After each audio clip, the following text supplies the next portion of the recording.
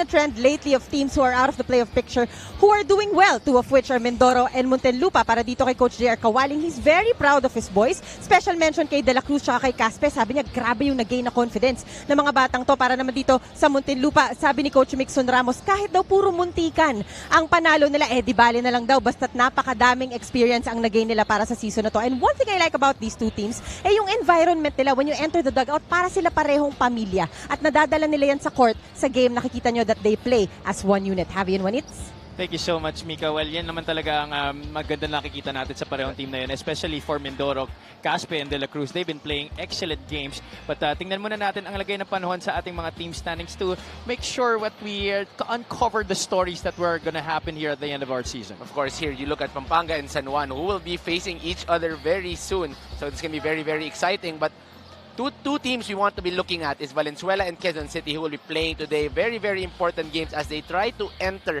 our playoff picture. Try and get result out of there. So, going to be very, very important para sa dalawang teams na to. Actually, dyan sa Northern Division, Pasay all the way down to Quezon City. Medyo pwede pa maglabo-labo yan in search for that 8th playoff spot in the Northern Division. Dito naman sa ating Southern Division, Mindoro and Muntinlupa already eliminated. You know, Mindoro and Muntinlupa are now at 10 and 11. They are technically eliminated. But I want to highlight Muntinlupa, a young and very hungry team. This is a team that can gain experience towards the last 4 games of the season. On the other end, Mindoro is a team with a lot of veterans. They can still continue to gain more experience even moving forward, as Mindoro, I assume, will be staying here in the MPBL for good. Well, ito Mindoro, they've been winners of 3 of their last 4 games, including their last game against the Bacolod City of Smiles after they were in a loss against the Marikina Shoemasters. They got back on their feet against the Bacolod City of Smiles, who only played with 5 players in that game, and they made sure that they dominated from start until finish. This was a terrific offensive game para dito sa Mindoro. From start to finish, they did not stop scoring that basketball. A huge 114 points para dito sa Mindoro. They really controlled the inside, they controlled the outside. Everything they did was to perfection. That's why they were able to get that win against Bacolod. You look at the numbers right here. 47% on the field goals, 10 3-pointers made, 58 rebounds, and plus 11 on the second chance points. Mindoro overpowering Bacolod in that last game. They seemed that they could not do anything wrong in that game, talking about the squad of Coach JR Kawaling, and they made sure na umpisa pa lang maganda na talaga ang lalaroin nila. They want to make sure that they do that in this game against the Muntinlupa Cagers. The Cagers, meanwhile, they're coming off a loss against the Negros Muscovados in their last game. Following a blowout loss against the Abra Weavers, they were able to ramp up their performance here against the Muscovados. However, they still fell short in this game, losing 80-77. You know what? One thing I love about Muntinlupa, this team never stops playing. They might be out of the playoffs, but this is a young and hungry team, and you see it in every game. They are not looking at the standings. They're just looking at the experience they can get. They were almost, was a close game against against a playoff team in the Negros Muscovados, but in the end, they will just fall a little short against Negros. So look at the numbers right here. They just gave up a little more 3-pointers, but everything else was pretty close against Negros. But in the end, Negros will be going home with that victory. They actually still had the chance to send this game into overtime, but they could not get a shot off in time in the dying seconds of that game. So let's see if the Muntinlupa Cagers will be able to get the victory here today against the Mindoro Tamarals. Let's go to Richard Tampos. A pleasant afternoon. Welcome to the 2024 Manny Pacquiao's MPBL Season 6 presented by Extreme here at the Paco Arena. Our first matchup is Mindoro versus Muntinlupa. Now join me in welcoming the starting fives. First, the Mindoro Tamarals. Forward number 81, Joseph Marquez. Also at forward number 22, Quint Ariar. Starting at guard number 4, JV De La Cruz. One guard number 12, JJ Caspe. Center number 6, Lester Reyes. The head coach is JR Kawaling. Assistant coaches Jens Nutel, TJ Marquez, Ricky Alcantara, and JC Libunao. Team manager Rafael Martinez. The team owner is Paula Oriental Mindoro. Honorable Mayor Jennifer Ina Alegre Cruz. Now the starting five for Muntinlupa Cagers. Elberg Paramount. Forward number 29, Jacob Galicia. Playing center number 25, Ryan Arinal. Point guard number 9, Jasper Cuevas. The other guard number 7, Warlo Batak. And at forward number 6, McCoy Marcos. The head coach is Mixon Ramos. His assistants are Alex Calweng, Jerry Andalion, and Noel Villapa. Team manager, Vince Hardler. Team owners, Kaiser Galvez, Grace Galvez, Attorney Dempsey. Our starting five of this game brought to you by SportsMax, powered by PlayMax, the official online entertainment partner of the MPBL. Win to the max. We have JJ Caspe, JV De La Cruz, Lester Reyes, Kint Ariar, and Balong Marquez para sa Mindoro Tamaraos. On the other side, the Muntinlupa Cagers will be beginning things with Jasper Cuevas, Warlo Batak, RJ Arenal, McCoy Marcos, and Jacob Galicia. We welcome you to the first game of our triple header today dito sa Maharlika Pilipinas Basketball League, ang liga ng bawat Pilipino. Javi Palanya joined by Coach Juanito Gregorio and Ms. Mika Abisamis. Two teams already eliminated from the playoff race in the Southern Division, but of course wanting to win as much games as they can to end their campaign. Muntinlupa gets the opening tip here. Cagers are coming off a loss against the Negros Muscovados, a 3-point loss in their last game. Galicia gets the handoff. Jumper is good. Early start, early execution. That will be the game nitong Muntinlupa Cagers, a team that will try to find the best option.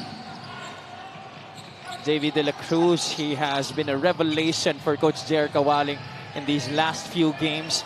Although he had a poor performance against the Marikina Shoemasters, he came out firing in their last game. That's JJ Caspe missing a shot from the outside. Marquez working hard for that offensive rebound and putback. You know, I feel towards the end of the season, Balong Marquez will be getting a lot more burn para dito sa Mindoro. A guy who has really been able to show up in the Philippine basketball, so now he'll be getting a lot more experience here. Batak just below the free throw line. That's a miss. Rebound taken by Marquez. What about JV De La Cruz, Juanito? He has gone on to score double digits in almost the last few games that he's had here para dito sa Mindoro Tamaraos. Oh, you're right, Javi, that this guy is a revelation para dito sa Mindoro Tamaraos. I'm very excited for the JJ-JV combination towards the next few seasons. This De La Cruz Caspe guard combo is actually very, very deadly para dito sa Mindoro. And moving forward, gonna be a very exciting future for the Tamaraos. Warlo Batak daw scores in transition to give Muntinlupa an early lead here. Wala pang 2 minuto. Nakakalipas dito sa ating unang yugto. Different set here in the half court for the Tamaraos. Caspe puts the ball on the deck. De La Cruz relocates to the corner. That's off the mark. But who gets there for the rebound? That's Kint Ariar. You know, one thing underrated para dito sa Mindoro is actually the plays being set out by Coach J.R. Kawaling and Coach Jen Snutel. They have actually one of the best offensive sets here in the league. It's very, very underrated.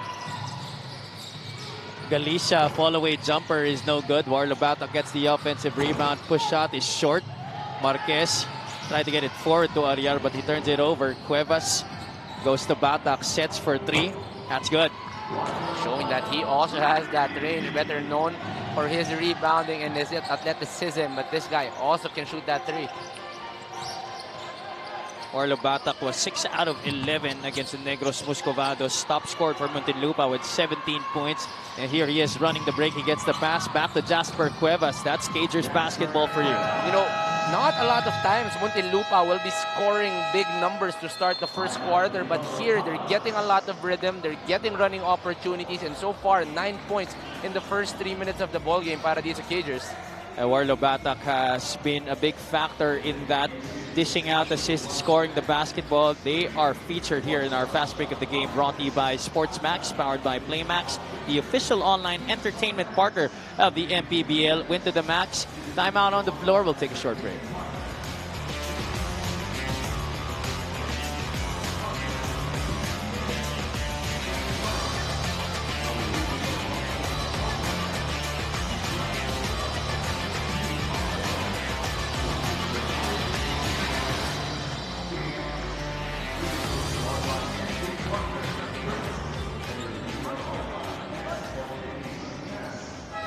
Back at the Paco Arena, Coach J.R. Kawaling is pleased by the progress of his squad, as I mentioned earlier. Sabi niya, hindi biro ang triangle, matagal siya ma-establish. Ngayon pa lang nila na-adapt. And one reason for him implementing this, being one of the soldiers of Coach Tim Cone in the past, is that he likes how this can involve all his players. Parang lahat daw nakakahawak sa lubid, walang designated star player. Speaking of star player, I have said this before and would just like to reiterate, Coach J.R. Kawaling and Coach Jens could eventually be alongside Ken Bono as the stars of Mindoro next season. Pero madami rin daw ibang nag-a-apply sa kanya as early as now. So willing to give up his slot naman daw.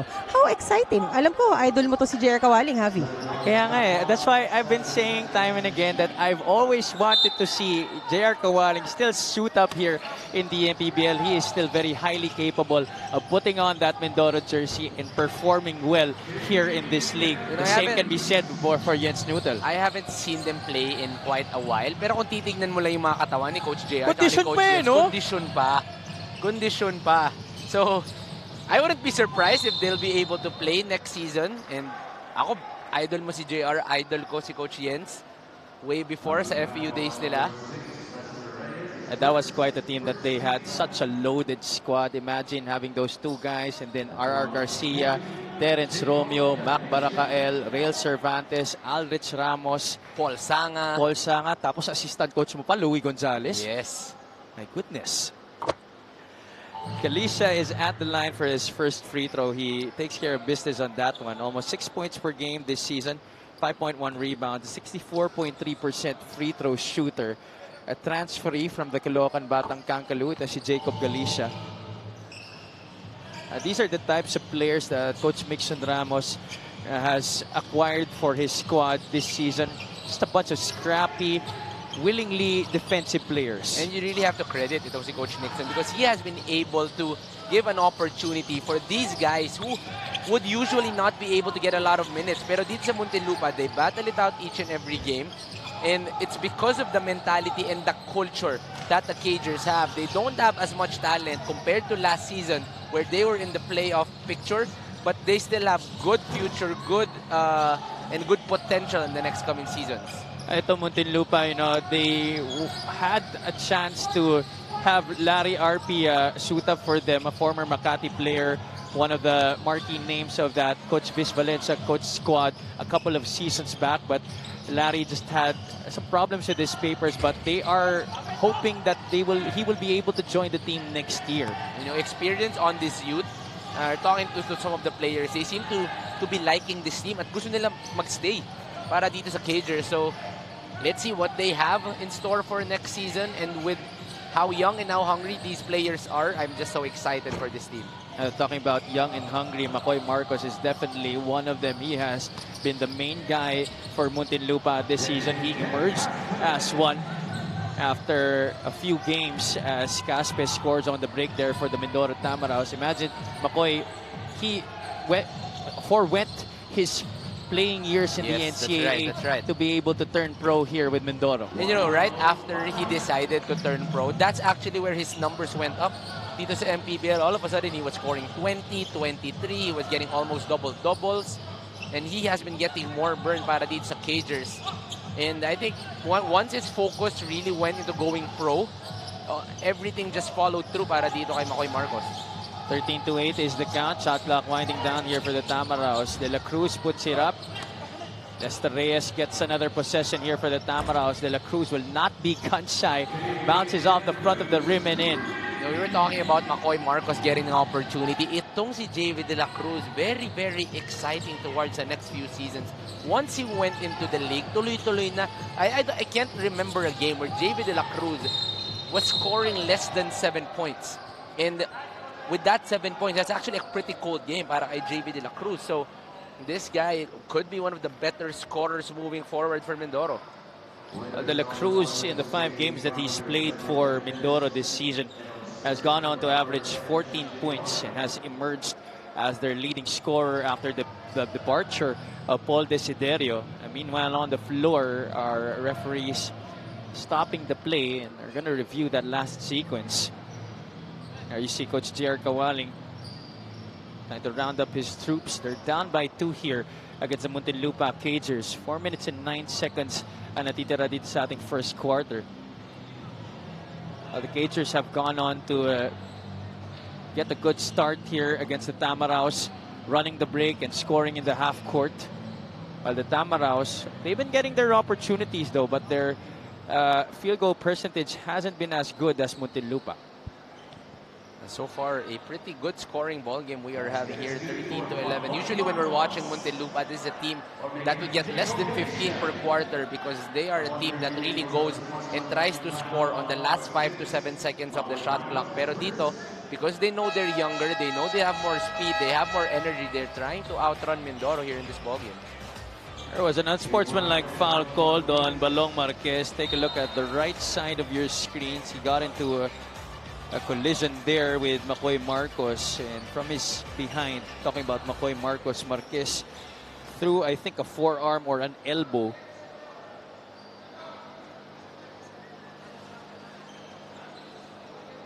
Let's remind everybody, these teams are out of the playoff picture, but their competitive nature will not allow anyone to get that win from one another.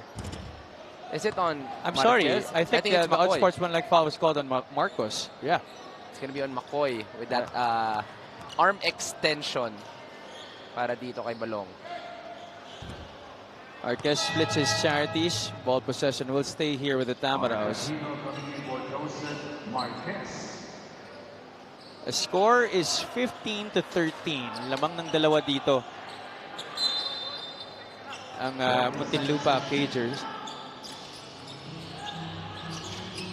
De La Cruz handling the rock now against Lester Tamayo. Art De La Cruz pumasok na dito para sa Mindoro. Attacks inside against Ramirez. Moralde clears it para sa Muntinlupa. And Dave Moralde going all the way. Well, haven't seen that in quite some time. Sasabihin ko pa lang sa'yo eh. When was the last time you saw Dave Moralde have that kind of a sprint? Could be last time was playing for the UP Fighting Maroons. That was more than the speed I've seen in the last 2 seasons para kay Dave Moralde. Circa 2014 yata. Yun na. Dave Moralde completing the 3-point play here. The official score is 18-13. Okay, limang ang Muntinlupa ng 5. Under 4 minutes to play here in the first quarter. Ariar couldn't get a handoff to De La Cruz. Eventually still gets the pass off to him. Tamayo switches out. Ariar on the roll, loses it. Reyes trying to keep it alive. Ariar was swiped from below. Our referee is calling a foul, possibly against Errol Bonga here of Muntinlupa. You know, one thing I want to highlight para dito sa Mindoro, if we had advanced statistics for this team, this is a team that actually gets to locate and give opportunities for the rollers. And that is very rare. Because usually our teams rely heavily on the outside game, going for drives, going for drop passes. But to the 2-man game, itong Mindoro is actually getting a lot of good pick-and-roll action and able to give that easy drop pass sa kanilang mga bigs. Either it's Ariar or Lester Reyes. Ariar played over 23 minutes in their last game. That free throw was brought to you by Extreme Appliances. Ang subok at kompletong appliance brand ng Pilipinas. Was one of the many players who scored in double figures for the Tamaraos. In fact, they had 6 players scoring in double figures in that game against the Bacolod City of Smiles.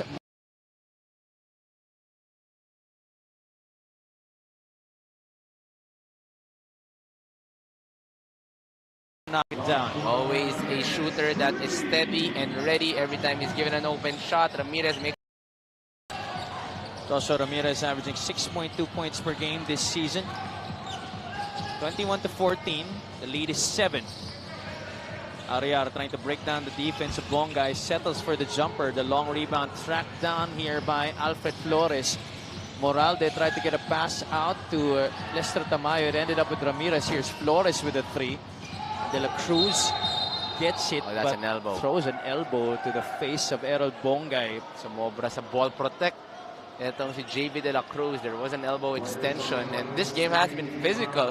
Makoy Marcos has been slapped an unsportsmanlike earlier. So let's see if there will be another one here. Let's take a look at what happened there. Here you see JV De La Cruz clearing it. There was an elbow to the chin area of Errol Bongay. Not really something that he had to do. He already had the basketball. Bongay still down there being attended to by our medical team here in the venue. Well, that seemed to be a strong elbow swing galing dito kay JV. It looks like De La Cruz will be indeed slapped with the unsportsmanlike foul. So Bongay now will be the one taking 2 free throws. And Muntinlupa will be awarded possession. Maaga pa lang dito, first quarter, pinatayo nyo na ng 2 beses si Tatay Rudy Distrito. We are in the first quarter of the first game. Pero mukhang dadami ang calories burned ni Tatay Rudy Distrito dito sa ball game na to. And to think we have 2 more important games here in the Paco Arena. That's right. Later on, we have Iloilo facing Pangasinan to try and fight for their playoff lives in the Southern Division. But our last game, that's going to be very important for the 2 squads, Quezon City and Valenzuela, as they try to collide for that 8th spot in the Northern Division. Just to be clear, these 2 teams playing right now, Muntinlupa and Mindoro, already out of the playoff picture in the South. Moralde directing traffic here para sa Muntinlupa, being guarded by Braille Meca. Bongay gets it back to Ramirez. Constant movement here for Muntinlupa. They get it to Flores on the single-double. Alfred Flores knocks it down. 24 seconds of execution. Sorry, make that 14 seconds of execution para dito sa Muntinlupa. Not a good shot. They will always try to look for a better one. And in the end, Alfred Flores was wide open for that wing. Unang pasok dito para sa Mindoro ni Ken Bono. Right away goes for the shot. JJ Caspe was unbothered for that offensive rebound, but got fouled as he was in the air, clipped on the arm. That's why he's going to take 2 free throws here. Take a look at that last play for Muntinlupa. Watch that again. They tried to get Dave open. They tried to get Ramirez open. Both did not have good opportunities, but in the end, a short staggered screen para dito kay Alfred Flores will get him wide open. 3-point field goal story on your screens. Muntinlupa already 3 out of 6 here in the game, while Mindoro shooting just 1 out of 5 from the great beyond. Muntinlupa usually not a very good outside shooting team, Monito. That's right. Not even a team that scores heavily in the first quarter. I can't remember the last time they scored more than 20 points in the first quarter, but here already 26 in the first 8 minutes of the ball game. They still have a lot of time to play here in the opening frame. Bongay gets it to Tamayo, fakes the shot. Moralde, the extra pass to Ramirez. Flores now with a floater. Too strong off the glass. Bongay left-hand finish, no good. Ball is in the air.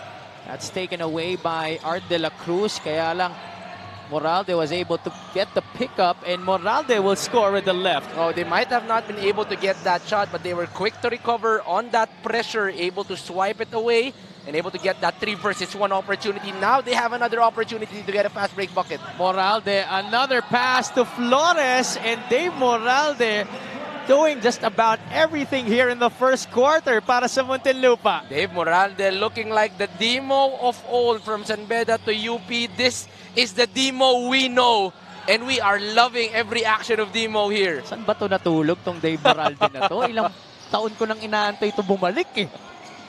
Ramirez from the outside, and he continues the hot surge here for the Cagers in the first quarter. Terrific ball game. Muntinlupa is playing. Everything is going their way. Half-court sets, running ball game, outside shooting. Everything is working for the Cagers. Little blind pick action here para sa Mindoro. Bono steps out for that 3-point shot. He ends the drought there for the Tamaraos. Mindoro just shooting 35% here in the first quarter, while Muntinlupa shooting up to 52% here. Last shot time here for the Cagers. Let's see how will they manage the time.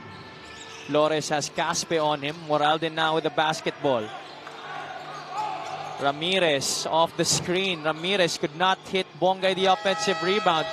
Wasn't aware of the time. Should have went for the putback right away. Nonetheless, that will end our first 10 minutes of action here between Muntinlupa and Mindoro. Very exciting first quarter para dito sa Muntinlupa Cagers. They know that they're younger. They know that they're faster. Not a team who usually runs, but here in the first quarter, they were able to take advantage of that speed, able to run it out, able to get an early lead against Mindoro. Jasper Cuevas, Warlo Batak, scoring in transition, getting turnovers here against the Mindoro Tamaraos. And here you see their ball movement on the break, working wonders para sa kanila, at pagpasok ng second unit ng Muntinlupa Cagers, tinuloy rin yan ng kanilang kupunan. And just a lot of giveaways in that first quarter for the Mindoro Tamaraos that became to their detriment. That's why they're down by 14 here, 33-19 against the Cagers. Our end of the first quarter score brought to you by GameX Sports, the official online basketball lending partner of the MPBL. Basta ending GameX.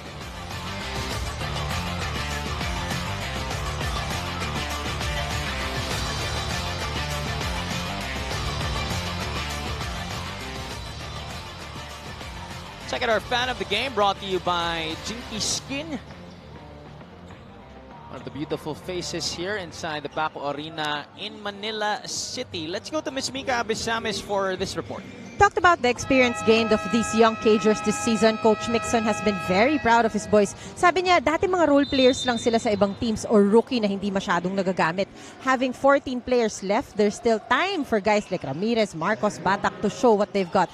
But I asked Coach Mixon too, maybe Coach Juanitz can relate to this. I asked about what he gained as a coach naman, and he said, iba yung satisfaction na nabuo ko, yung kumpiyansa nila. Hindi man namin alam kung magkakasama pa kami next season, eh yun naman ang pabaon ko sa kanila. Happy Juanitz. Maraming salamat, Mika. Beautiful report right there. And Juanito, I'm sure you could relate to that. Oh yes, Coach definitely. Mixon Ramos getting that confidence, getting that satisfaction, and giving his boys that opportunity to shine. You know, I'll be honest. Actually, Coach Mixon is actually one of the guys I am reading and analyzing this whole season in terms of me coaching as well. This guy gives a lot of opportunities to young guys, and the way he approaches these young guys, either nagkakamali o tama yung ginagawa, he is perfect for the younger generation. The way he approaches, the way he pushes forward, itong mga, what he was saying, are role players in other teams but are still have a lot of potential here in the league. He was able to give them a good chance dito sa Muntinlupa. So have to credit Coach Mixon and the rest of the coaching staff nitong Muntinlupa. Even I, as a player, would have hoped to have Coach Mixon Ramos as one of my head coaches when I was still playing. Trial kaya para sa Muntinlupa next year. You know, I can relate him to Yang Giao, where he is actually giving a lot of opportunities to all the players. Makita mo talagang lahat umiikot dito, lahat nabibigyan ng pagkakataon. And everybody's actually showing out. When they're given the opportunity, they are actually able to take advantage of that opportunity. I love that comparison that you made, Coach Yang Giao. I'm sure isa rin yan sa mga coaches na hinahangaan ni Coach Mixon Ramos. Lloyd Cabegin misses from the perimeter. 34-19 pa rin ang ating score dito. Umbral Meca walks it up here. And the triangle for the Mindoro Tamaraos. Ken Bono backing down smaller Lester Tamayo and makes mincemeat of his defense. As Coach Christian would say, mukhang kakailanganin ng masahe nitong mga players na to, because Ken Bono will be taking advantage of his size here. The problem though for Mindoro here in the first half has been getting across the half court. They've forced a lot of turnovers here, talking about Muntinlupa against the Tamaraos. Actually, the problem for Mindoro is actually their half-court turnovers. They actually get a lot of turnovers off that half-court set, giving a wide-open fast break opportunity para dito sa Muntinlupa. Di pa rin makabutas dito si Lloyd Cabegin. He's 0 out 2 to begin his stint here on the floor. Tamaraos will set this one up. Still a lot of time on their shot clock. Bono catch and fire. That's good. Ken Bono already with 7 points here in the ball game. Coming off the bench, he's doing it everything from the outside and the inside. Bono played only 11 minutes and 35 seconds against Bacolod, scoring only 2 points in that game. He only attempted 5 shots. So he was coming off an injury, itong si Ken Bono, so he was not healthy for quite some time. But now he is looking better here in this ball game. Lead is 10 for the Cagers. Flores hoping to extend that, and he does. He's enjoying this ball game. Alfred Flores, whoever is put in front of him, is taking advantage of that speed. Flores now with 8 points in this game. Almost 3 minutes gone by here in quarter number 2. Again, one-on-one here at the post is Ken Bono, this time against Cabegin. Not enough spacing para sa Mindoro. After that action on the inside, everybody was inside the paint. Let's watch this again. Let's watch his three-pointer first by Ken Bono, stretching out that floor. And on the next play, Alfred Flores, strong hard drive against Kamit. But Ken Bono seems to be the focal point of the offense of Mindoro in the past few plays. On that triangle, not a lot of passing anymore because Ken Bono knows that he has that advantage on the inside. Apparently, he misses on the first free throw despite him being an 81.1% free throw shooter this season. Those are his numbers: 11.2 points, 4.2 rebounds for the former UAAP MVP. Gabe Capacio is in the game for the first time for Coach Mixon Ramos, as well as Kevin Buenaflor. Flores turns the corner. One-hander, no good. Cabegin keeps it alive. Cabegin will take the shot. He misses again. Ball falls right into the hands of JV De La Cruz. De La Cruz currently with 5 points in the game here for the Tamaraws. Jetro Sombero onto the left side kay Artaquino. De La Cruz knocks it down from the outside. That's actually one thing I love about Mindoro. They are not stuck with that triangle. Every time they know that they have an advantage somewhere else, they actually have a lot more action. Nakita natin doon. They played a little bit of a 5-out basketball, getting a mini elevator for JV De La Cruz to get wide open for that three. Flores looking inside. The option for Capacio was not open. He doesn't use the Cabegin screen. Instead, goes left to Lester Tamayo. You have to help the helper. Ken Bono helping on that drive, but no one helping on the big man wide open on that layup. They go to the pinch post. Bono steps out. Three-pointer on the way. That's no good. Capacio trying to battle with Mecca for that rebound, but the Tamaraws get the better of that matchup. De La Cruz again from three-point country.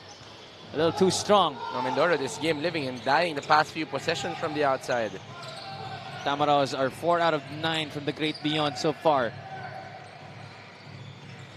They're really trying to go to Lloyd Cabegin, talking about Muntinlupa, but Cabegin kicks it out to Tamayo, who sees a cutting Buenaflor, gets his own miss, second serving. No good as well, but he is fouled and he will troop to the line. Good weak side cut coming from Kevin Buenaflor. Actually, that play is underutilized. A lot of times that is a wide open cut. This play of the game is brought to you by Suzuki. Alfred Flores playing beautiful music with Lester Tamayo. I'm not even sure if that was meant for Tamayo. He was looking at Gabe Capacio. Nagkataon lang may mas magandang option para dito kay Tamayo and would end in a wide open assist for Alfred Flores. 38-27, approaching the halfway point of quarter number 2. Buenaflor, one of the veterans here for the Muntinlupa Cagers, knocks down his first free throw. Another veteran, this time on the side of the Mindoro Tamaraws, has just checked back into the game, Lester Reyes. I'm enjoying this game from the Muntinlupa Cagers. Usually this is a team that plays very, very slow. But in this game, they're able to play everything perfectly, from the running game to their outside game to also their half-court set. But fast break already 15 of the 40 para dito sa Muntinlupa. Tamaraws back at it on the half-court. Caspe able to shake Capacio, but Gabe was able to recover. Unfortunately, his recovery brought about a personal foul against him. A little quiet on the start para dito kay JJ Caspe. He has been a revelation this season para dito sa Mindoro. He has also been able to play a lot of good games, entering and trying to enter that playoff picture, but here not yet the best of ball games para kay JJ Caspe. And, you know, imagine JJ Caspe last year when we covered Mindoro's home game. You remember that? Yes. He was just part of the crowd during that one. Nanonood lang. And then when we covered their home game this year, he was already part of the team. Not just part of the team, a crucial member of the Mindoro Tamaraws. And what a beautiful story. What a beautiful pick and roll as well para dito kay Brian Mecca to Kit Ariar. That brings Mindoro within 11. They put on the pressure here against Muntinlupa, but the Cagers get it across safely. Buenaflor assessing his options. Looking inside, puts the ball on the deck. Buenaflor trying to shake De La Cruz. Gets a pass to Capacio. That's off the mark. Better defensive possession para dito sa Mindoro. Able to get that stop against Muntinlupa. De La Cruz gives it up. Another turnover for the Tamaraos, ending in a Muntinlupa basket. That's Kevin Buenaflor scoring on the break. And almost all of the turnovers of Mindoro have been coming off that half-court sets. Miscommunication on the play. Muntinlupa able to get that steal and able to run it right away for that fast break. 9-0 in terms of turnovers in this game. 16 turnover points off of those 9 giveaways para sa Muntinlupa in this game. At here, that's the first turnover for the Cagers, and Caspe will convert that into 2 points. Brian Meca seeing that Buenaflor was not the best ball handler, all alone pressuring him up and getting that steal. And Brian Meca once again getting that second straight steal. Back-to-back TOs for the Cagers. And it's Caspe once again with an opportunity to convert that into points for the Tamaraos. Brian Meca playing a one-man pressing team. I did not see Coach J.R. Kawaling actually say to go up and pressure. Pero itong si Brian Meca saw that, you know, I can do this all alone, forcing 2 straight steals para dito sa Muntinlupa and trying to get 4 straight points for Mindoro. It's funny, just when we just flashed the turnover story in this game, and Muntinlupa has not committed a turnover. Brian Meca forcing 2 straight TOs laban dito sa Muntinlupa. No, ganyan yung basketball gods. Eh. They wait for you to tell a compliment before they turn things around. 0 turnovers, 2 straight para sa Muntinlupa. Caspe unable to sink the second free throw, but he gets it back para sa kanila. Unfortunately, Muntinlupa gets the steal. Cuevas near the elbow muffs that jumper. 10 ang hinahabol dito ng Tamaraos. Reyes against Arenal. Ooh, that's a walk against Lester Reyes. I actually rarely see that kind of a travel coming off the post. Even Lester Reyes is surprised with the call. J.R. Kawaling did not even have to argue that call anymore. 3 minutes and 10 seconds ang natitira dito sa ating first half. Kit Ariar almost crashes on to our statistician Vince. Kamuntikan na. Makoy Marcos will come back in here para sa Cagers. As well as Errol Bongay, Buenaflor getting much deserved rest. He comes out at 4 points and 2 rebounds. Dangerous pass there.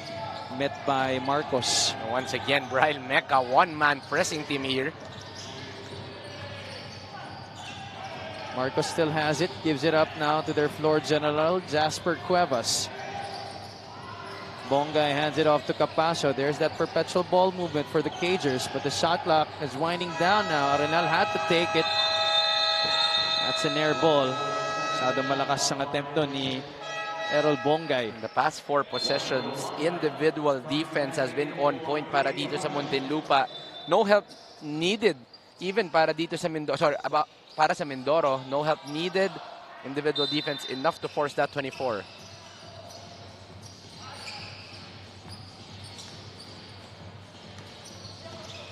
De La Cruz into their triple post here, but he will wave Becca off of that corner. Reyes had that ball tapped from behind. Caspe ends up with it. De La Cruz will not be shy. The tap goes to Caspe. Caspe goes hard to the basket. This is the JJ Caspe we know. Aggressive and able to attack those lanes. JJ Caspe getting much better here in the second quarter. He struggled in that first period. All of his 9 points coming here in the second quarter. Talking about Mindoro's JJ Caspe. Getting the step there on Jasper Cuevas and eluding the help side defense from Errol Bongay to get Mindoro to within single digits here against the Cagers. 42-34, 2 minutes and 24 to go here in the first half.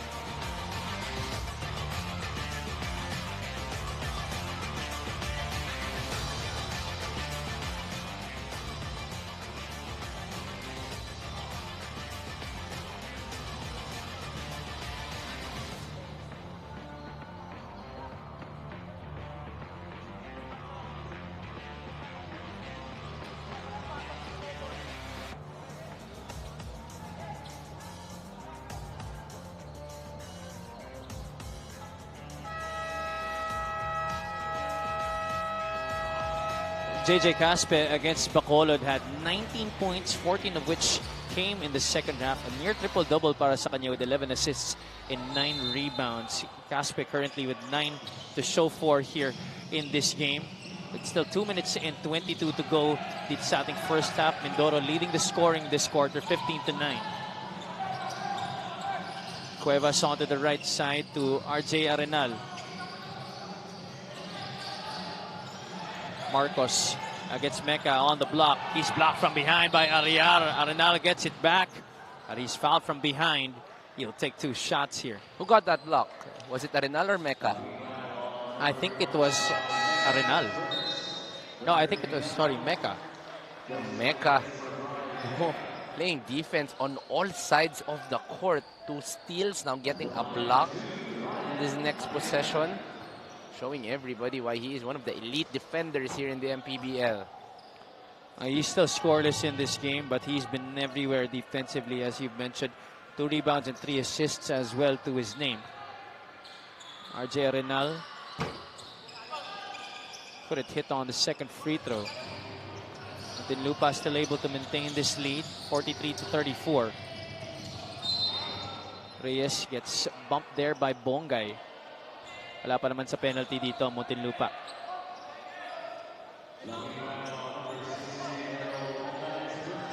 That's the first personal against Errol Bongay.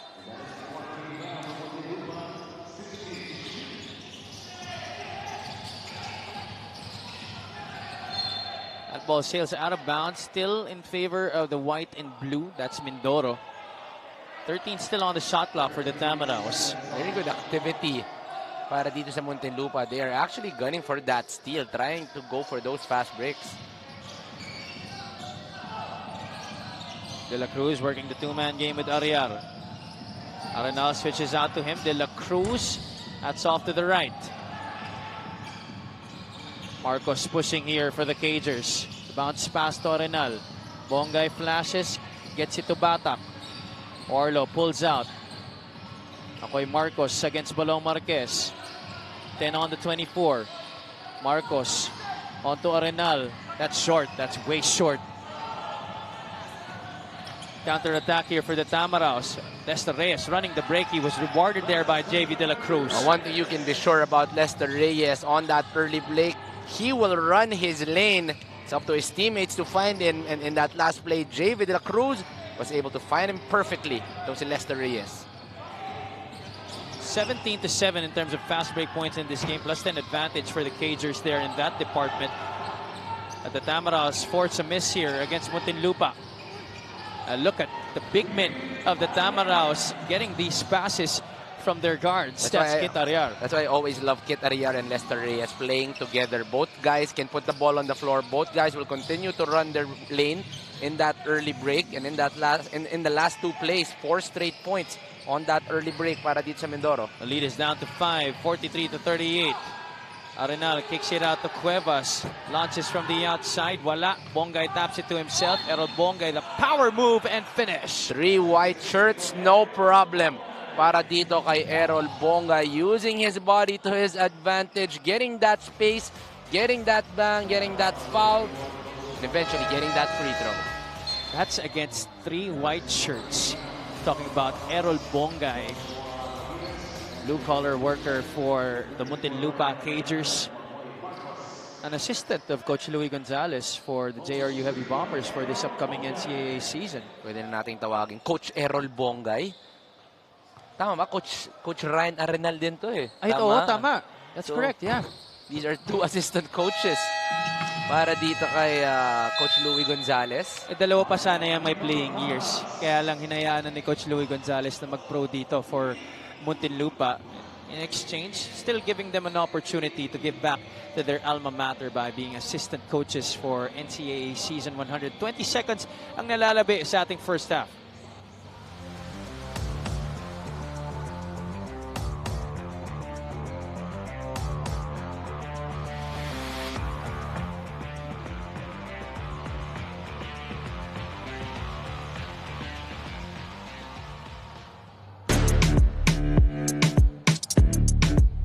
Mga kabasketball, handa na ba kayo?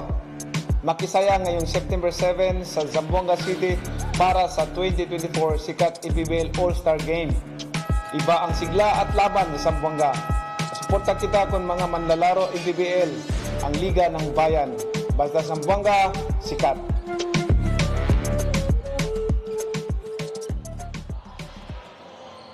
We invite everybody to join us in the Mayor Vitaliano Diagan Coliseum on September 7 for our All-Star Day, which will of course have our executive game, our All-Star game, our three-point shootout, and our slam dunk contest. That's going to be another exciting day of MPBL showcase.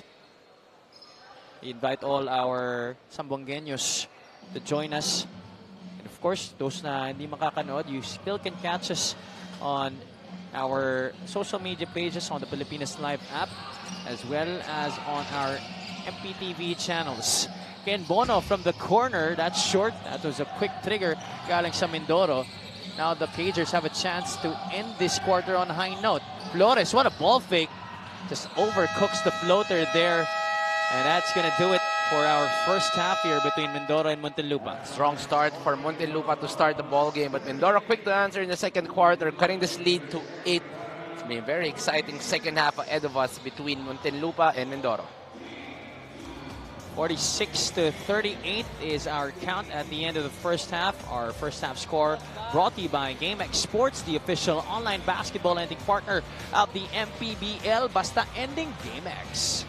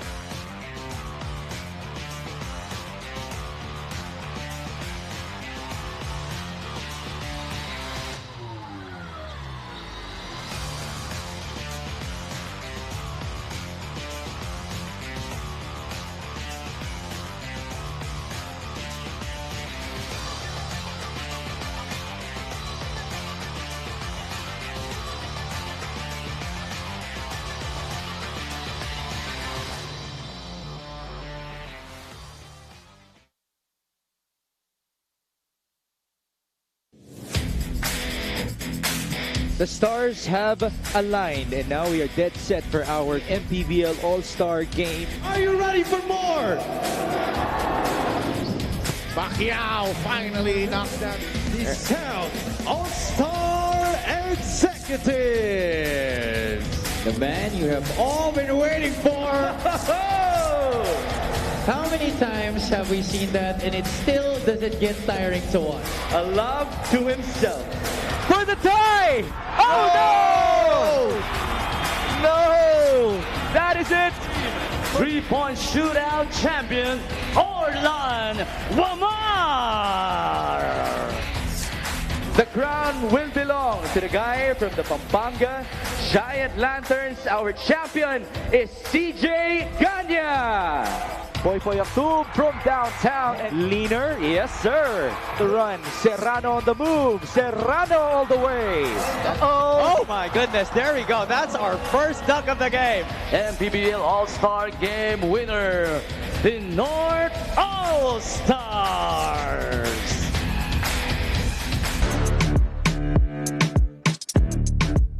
Mga kabasketball, handa na ba kayo?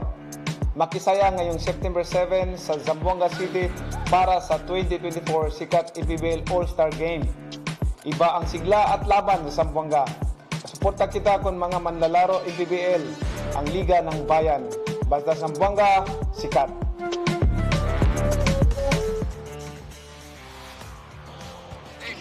Halftime now between the Muntinlupa Cagers and the Mindoro Tamaraos. Muntinlupa up 46-38. You just saw our teaser for our All-Star Day happening on September 7th at the Mayor Vitaliano Agan Coliseum in Zamboanga. Magkita-kita tayo lahat doon.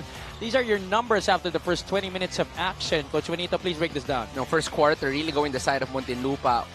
Well, because of their fast breaks here in this game. A relatively slow team, but today going up all the way to 17 points in this fast break and 16 points off turnovers para dito sa Muntinlupa. But on the other end, Mindoro much more efficient on that half-court sets, getting more rebounds as well here in the ball game. But so far, Muntinlupa has been playing better here in this ball game.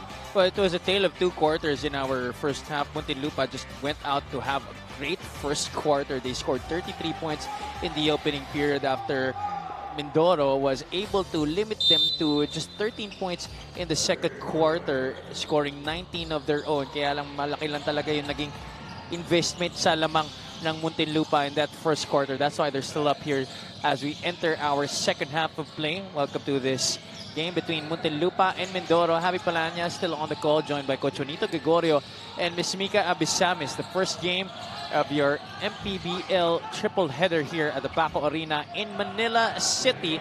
Muntinlupa led by Alfred Flores in this game with 8 points, but Jacob Galicia trying to join in on the party by scoring the first basket of the second half. Strong start once again para lead sa Muntinlupa. And that is exactly how they started the first quarter. Sombero and Galicia falling down there. Muntinlupa getting a steal. Moralde leading the break, leaves it for Galicia. Almost walked, that gets the 2 points anyway. I gotta credit Dave Moralde. What seemed like a layup for Dave. Tried to look for the perfect guy. And it seems like Jacob Galicia was that guy for him. Dave Moralde already with 3 assists in this game. Galicia with 8 points. Outtying Alfred Flores for scoring honors para dito sa Muntinlupa Cagers. Mecca gets it to Lester Reyes. Hook shot. Lucky bounce. He doesn't get that lucky bounce. Ball rolls to McCoy Marcos. Marcos gets past Mecca and draws the foul against Sombero. It's not a lot of times where you will see Muntinlupa off that miss will be trying to go for that quick run. But that is the game plan of Muntinlupa here in this ball game. Every time Mindoro misses or gets a turnover, automatic run para dito sa Cagers. McCoy Marcos scoreless so far here in this game. Those are his numbers this season for Muntinlupa. 10.4 points, 4.1 rebounds, just a 57.4% free throw shooter. That's definitely one thing that he is gonna have to improve on. Oh, there's seems to be some blood on his lip. That's right. Napansin ko rin, parang may sugat para dito kay McCoy Marcos. But this game has been physical. Already a few unsportsmanlike fouls has been called here in this game. That's It's a foul against Marcos. He's going to have to be subbed out here because of the blood on his lip. That's right. I think our referees have already signaled to Coach Mixon Ramos. It's an automatic ruling. Once there is just a small drop of blood, automatic substitution yan para sa mga players. Joshua Ramirez will check back in here para sa Muntinlupa Cagers. 14 ang hinahabol dito ng Tamaraos. Caspe drives inside, puts it up with the left. Tad bit short there, but he will go to the line for 2 more free throws.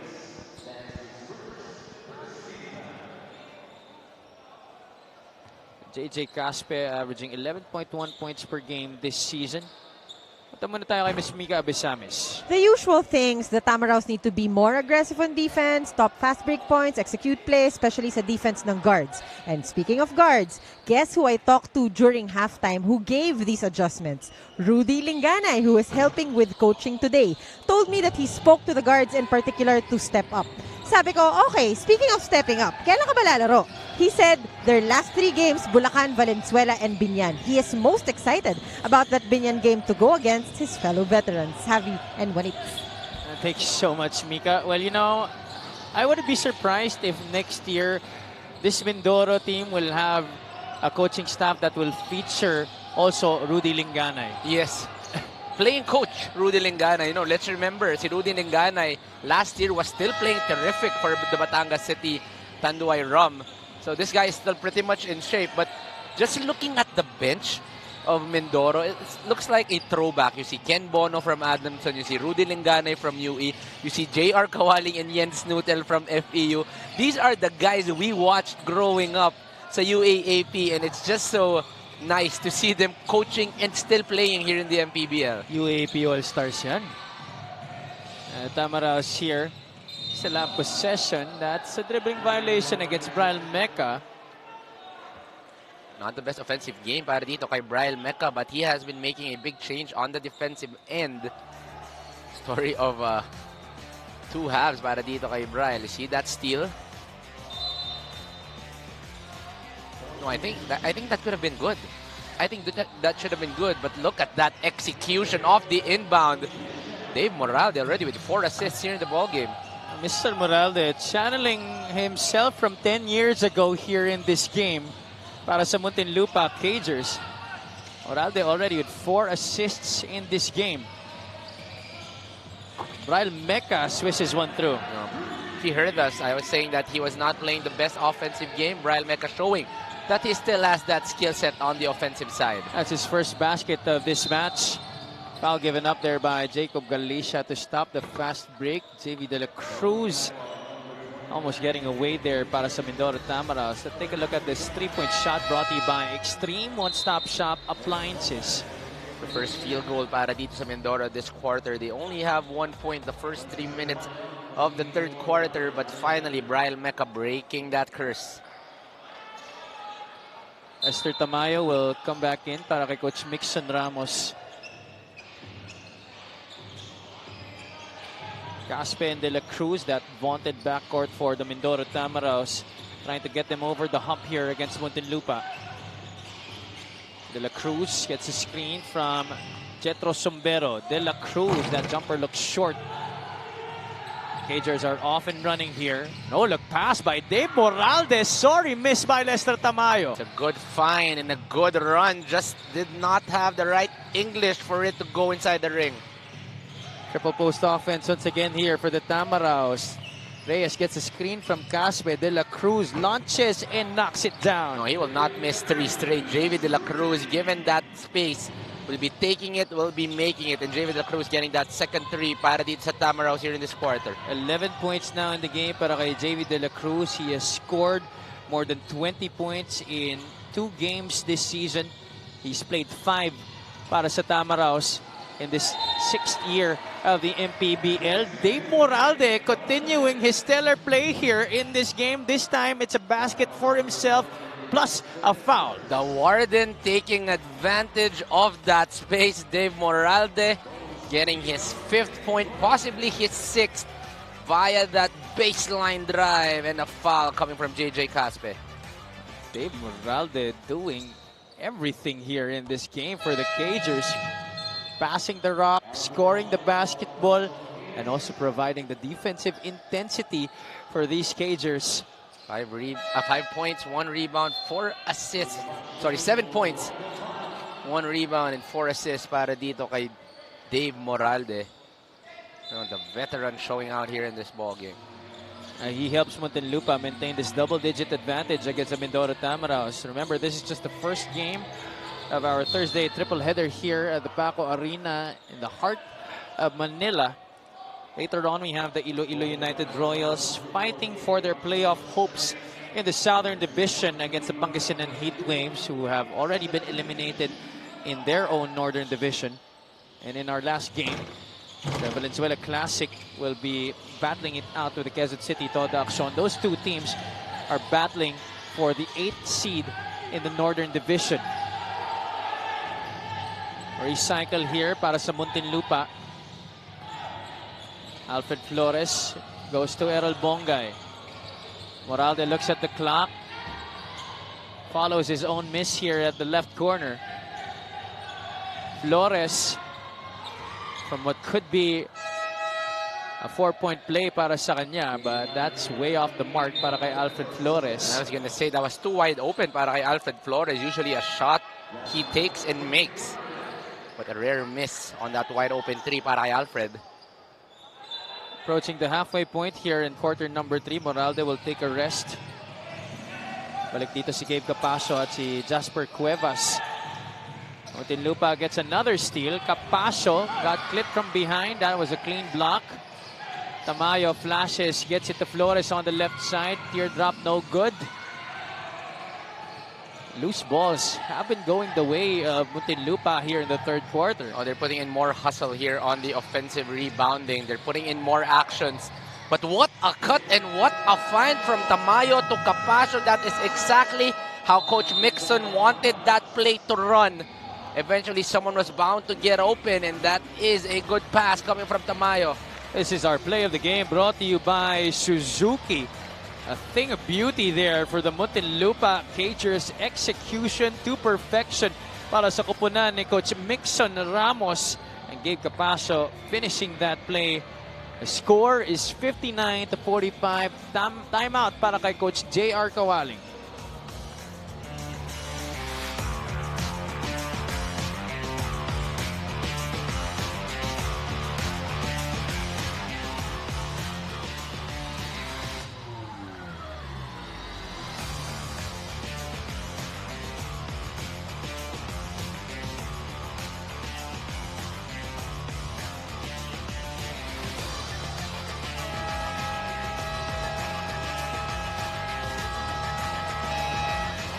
Tingnan natin ang ating fan of the game here, brought to you by Chinky Skin. Say hi to the camera, miss.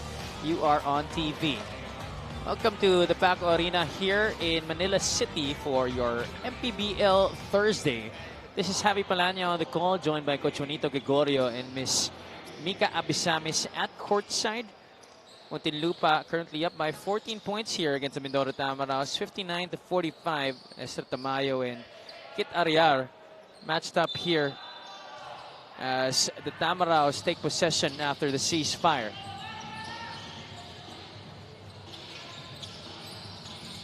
De La Cruz, the only guy other than JJ Caspe in double figures for the Tamaraws with 11 points. Ariar goes up without the basketball. That's another turnover, but they get it back themselves. Caspe leans in and gets it off the glass. Good recovery by Brian Meca. Could have been another fast break para sa Muntinlupa Cagers, but Brian Meca was quick to get that basketball, get that assist to JJ Caspe. Third steal of the game for Brian Meca and assist number 4 para sa kanya sa laro na to. Gabe Capacio has been getting good passes off of those backdoor cuts here for the Cagers. Textbook movement off the basketball. Gabe Capacio showing the young squad how you should be moving without that ball.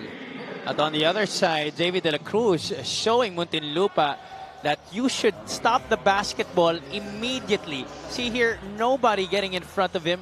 He takes the opportunity and takes it all the way to the cup. It's one thing to actually give him that space as we look at this Gabe Capascio, but going back to that last play by JV De La Cruz, it's one thing to give him that space. It's another that he is just that talented. So just too easy para dito kay JV De La Cruz getting that attack. Free throw story on your screen. 7 out of 14 for the Tamaraw. So Muntinlupa shooting a very efficient 13 out of 15. Make that 8 out of 15 now para sa Mindoro as JV De La Cruz was able to complete the three-point play. He now has 14 markers in this game plus 5 rebounds. Quick attack here for Bongay. Deep reverse is no good. 61 to 50. A chance to trim this lead into single digits.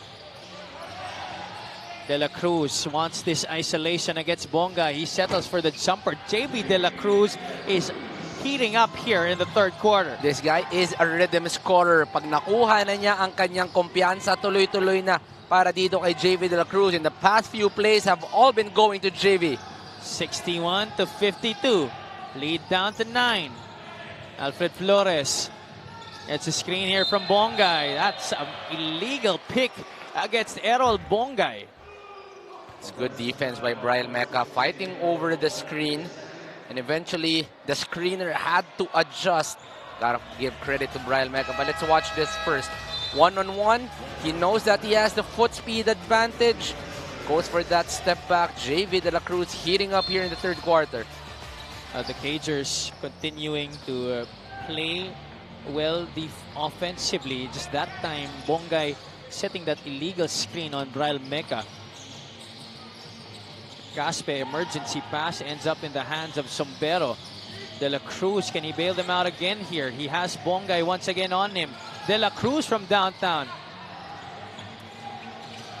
That did not hit the rim. That did, and Brian Mecca puts it back in. No, Brian Mecca has not been giving up on any possession.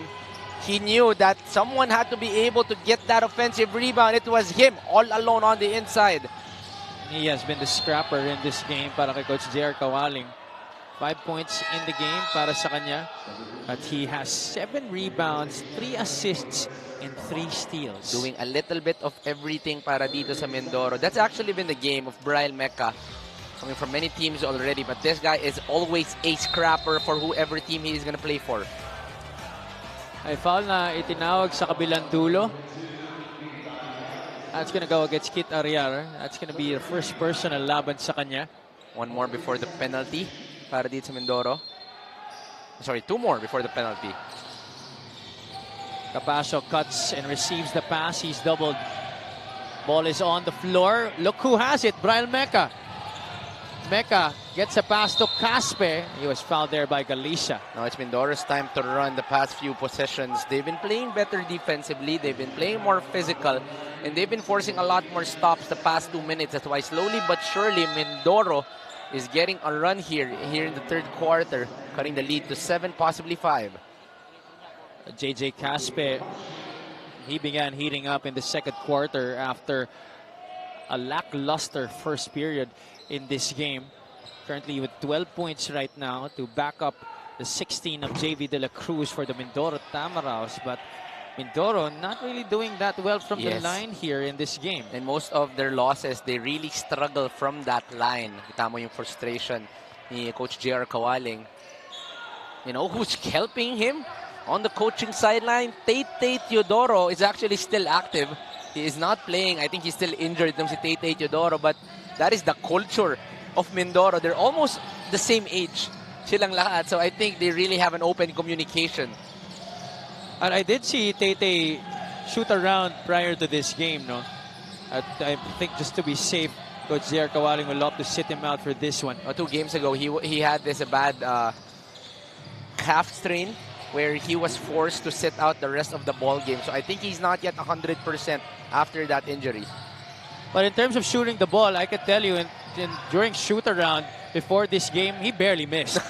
Tate Teodoro pa rin yan eh. Like he was saying during an interview where if the 4-point play was around his time, he could have been a different type of player. And I do agree, Tate Teodoro has been shooting shots from way beyond even before nauso pa yung 4-point play. Malamang sa malamang. Yung 4-point line kasi nakapeg yan sa 27 feet, di ba? Yung 3-point line, 23 feet. Si Tay-Tay, Wala, 30 feet out 30, 32. Ganyan kalayo mga tinitira ni Tay-Tay Teodoro.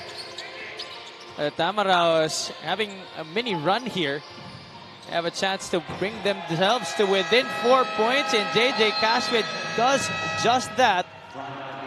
This guy is slippery. Might be tall, but this guy is lean and can really go through small spaces. Watch that drive by JV De La Cruz through 2. No problem para dito kay JJ Caspe, cutting the lead to 4 points in the last minute of the third quarter. JJ x JV making it happen here for the Mindoro Tamaraos. We'll take a short break.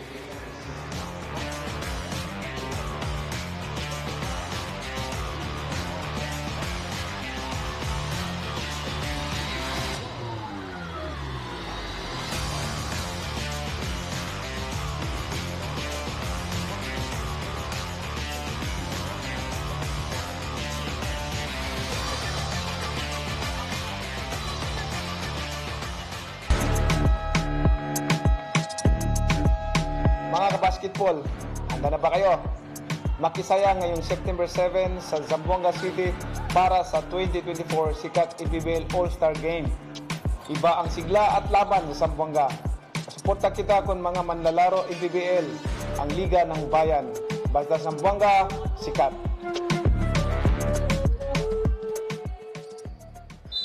Magkita-kita tayo mga kaliga on September 7 at the Mayor Vitaliano Agan Coliseum in Zamboanga City for our annual MPBL All-Star Day, which will feature our executive game, our three-point shootout, our slam dunk contest, and of course, our North versus South All-Star Game.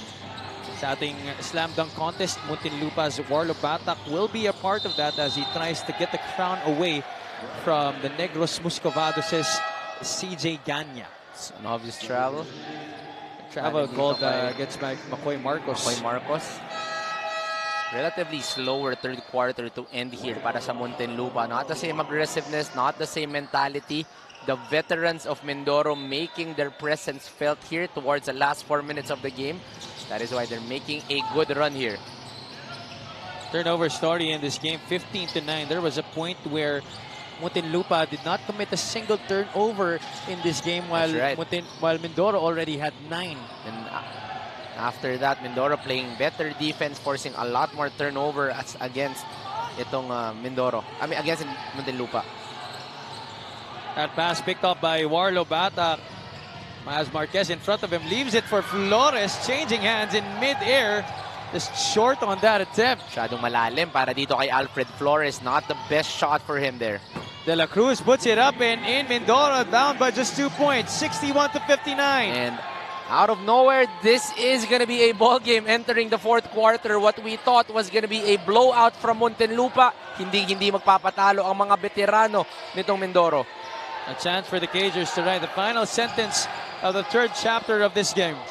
Galicia picks up his dribble, couple of fakes, puts it up. That's excellent defense by Jetro Sumbero.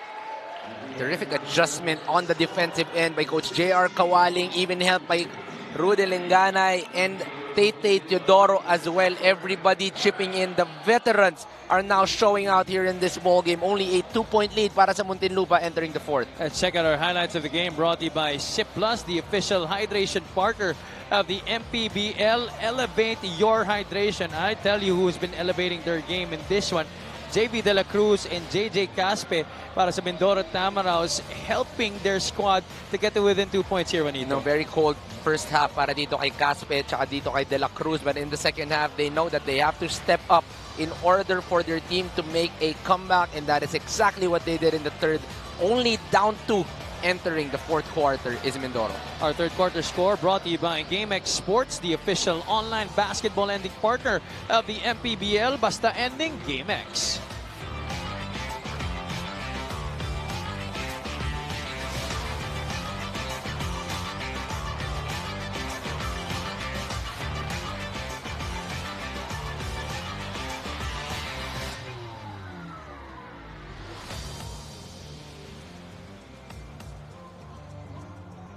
Presenting our Suzuki muscular and sporty fan of the game, just like the Avenus, do more and achieve more with the muscular and sporty scooter from Suzuki.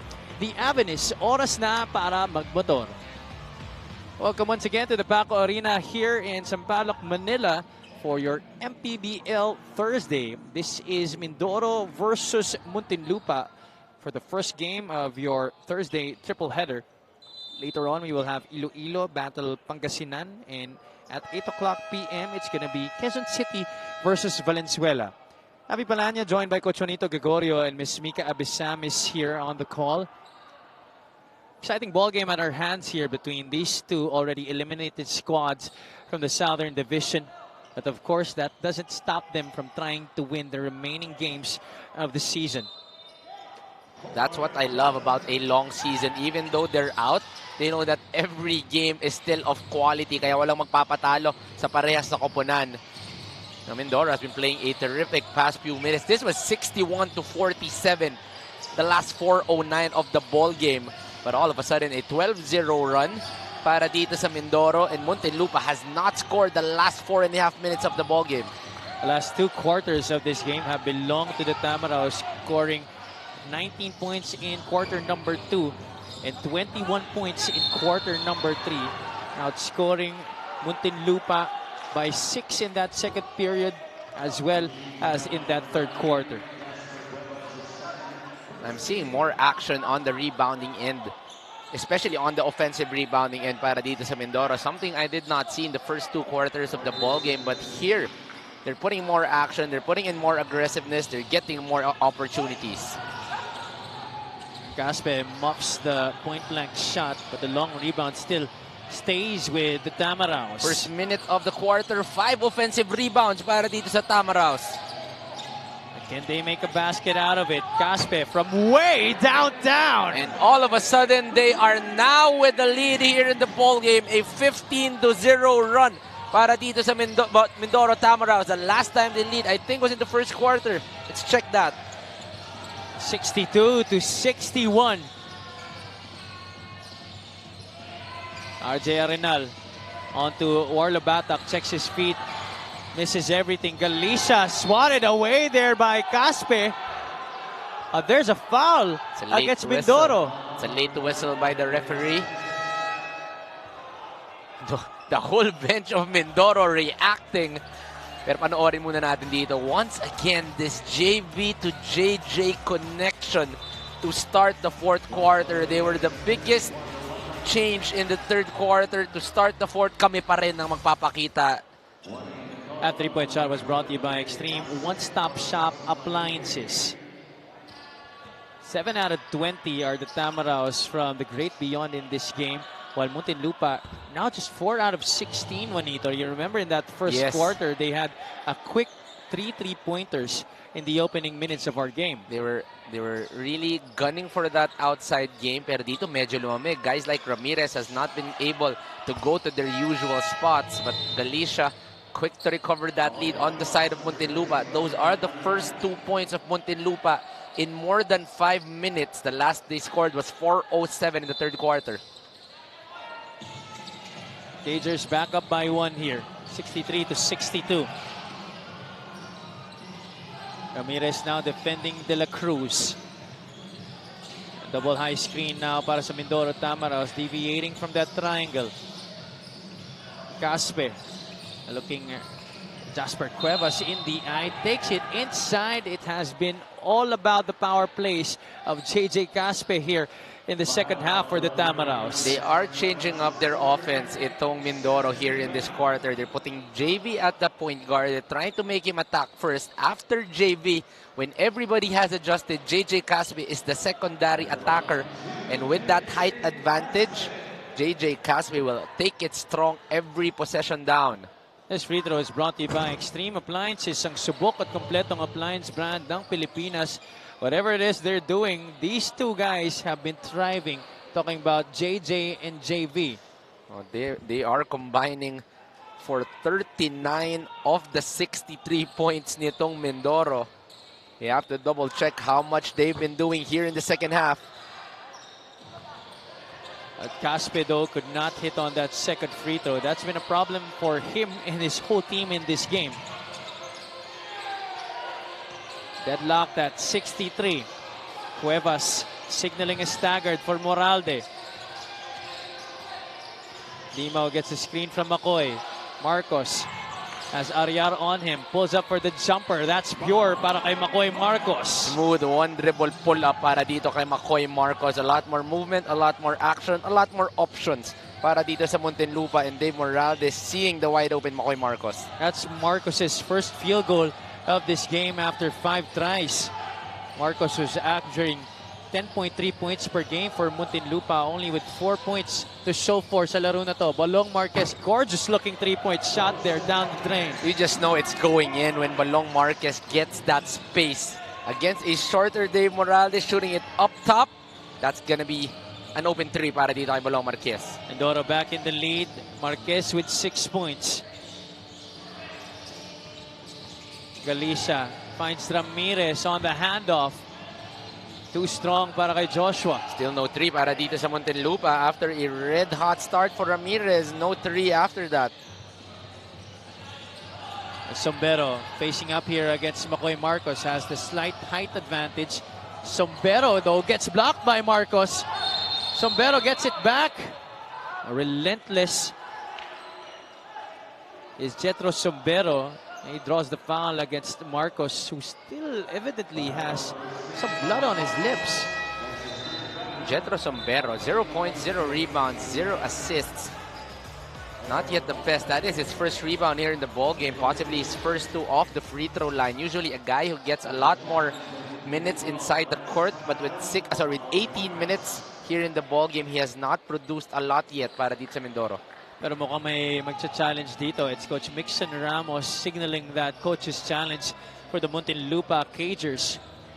6 minutes and 54 still to go in this game. The Tamaraos holding a solitary point advantage here against the Muntinlupa Cagers. We'll take a short break.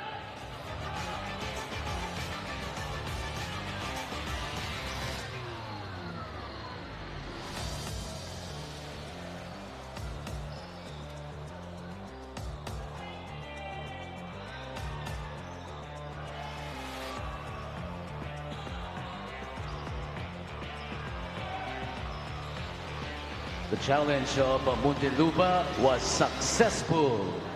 Successful challenge para kay Coach Mixon Ramos.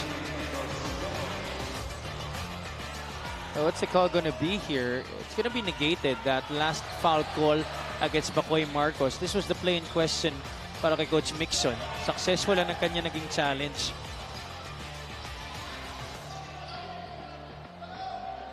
I think they were arguing that it should have been an offensive foul. And that is right. Against Sombero. Jetro Sombero trying to get space via that arm. And successful ang challenge of Coach Mixon on that last play.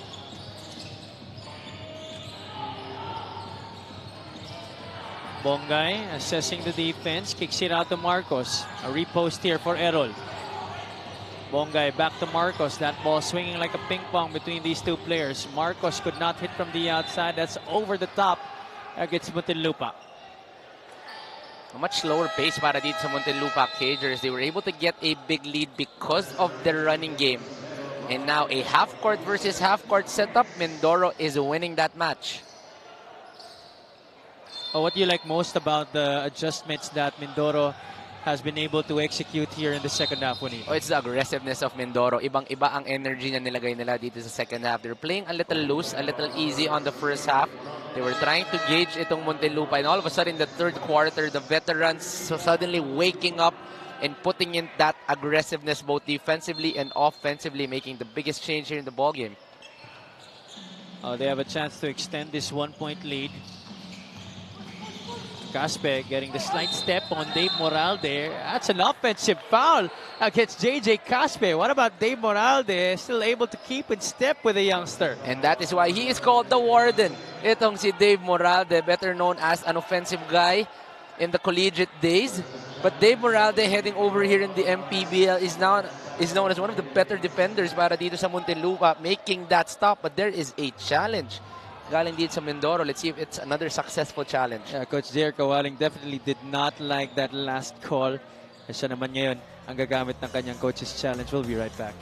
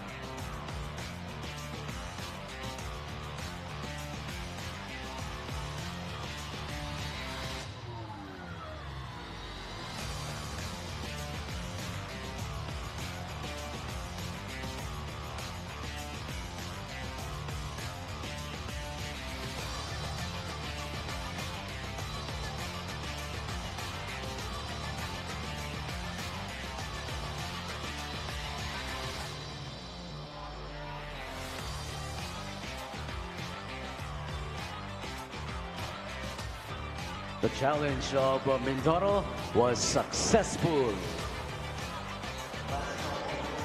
It's a successful challenge for Coach J.R. Kawaling in the Mindoro Tamaraws. Let's see what happened there. As Moralde tried to stop this shot here by J.J. Casper. The initial call was an offensive foul right. against Casper. It's actually good defense by Dave Moralde, but there was no extension of the arm. Oh, there's a foul. Yeah. So they There's a reversed the foul. call. Okay, They reversed the call. The initial call was an offensive foul against Casper. But good. now the referees are saying that it is a defensive foul against Dave Moralde. Good use of the body galing dito kay JJ Caspe. So, looks like there's a reversal of calls here. Pero punta muna tayo ngayon kay Ms. Mika Abisamis. This 26-year-old homegrown has improved so much with Coach J.R. Kawaling as a guard. Sabi niya, si Kuya Rudy ba naman ang mentor mo? Turo niya sa akin ang pag-protect sa ball at kung paano magpaikot ng bola.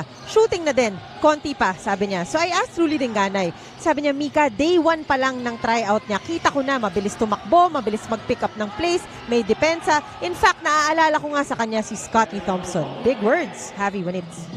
Definitely some big aspirations to live by, but I do really see also those flashes of Scottie Thompson from JJ Casper. I was gonna say, a tall point guard, good activity on the rebounding end, is able to locate his teammates for the wide open attacks.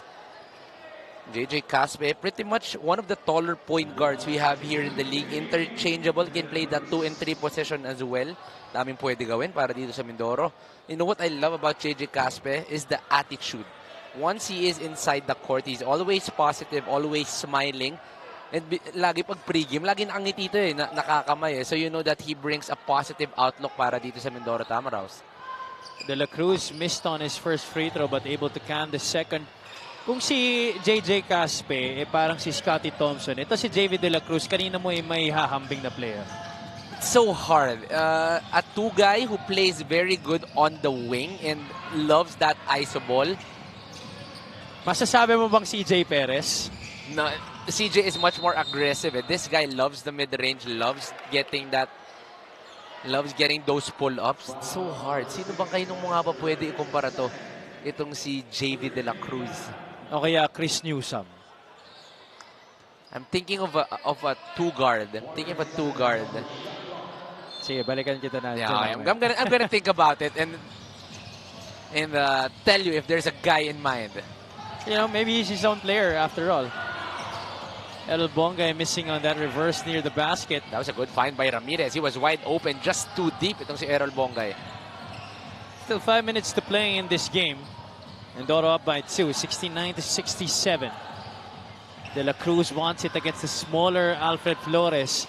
Ball away jumper is nothing but money para kay JB De La Cruz. The game plan of Mindoro, whoever has the shorter defender, let's take advantage of that. They're looking for the matchup of Alfred Flores and trying to attack that matchup.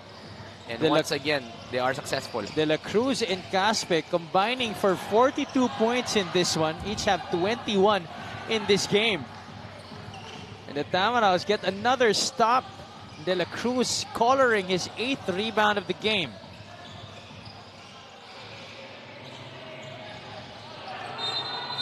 This time it's Caspe who had Flores on him. And Flores had no other recourse but to give up the foul there as he jockeyed for position against JJ Caspe. Watch that. 2 dribbles off the back, getting space. And he knows that he is way taller than Alfred Flores. Shooting it up top is the talented and skilled JV De La Cruz. Muntinlupa already over the limit. You see the free throw story. 14 out of 24 for the Mindoro Tamaraos. Muntinlupa shooting 15 out of 17. Take a look at Rudy Linganay.